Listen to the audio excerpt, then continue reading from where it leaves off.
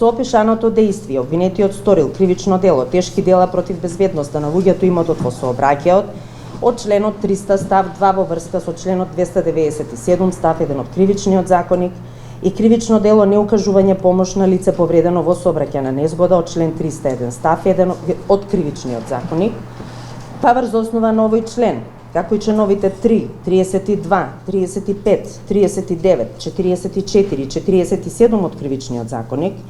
и членовите 102, 105 и 114 од Законот за кривична постапка, за кривичното дело тешки дела против безбедноста на луѓето и имотот во сообраќајот од членот 300 ставот 2 во врска со член 297 став 1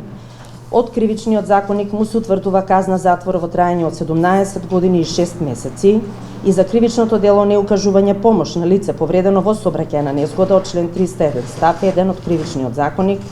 му се утврдува казна затвор во траење од 1 година, па за двете кривични дела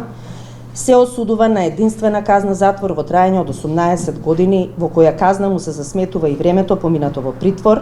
сметано од 19.12.2022 година од 11:30 часот, па се до започнување со издржување на казната затвор.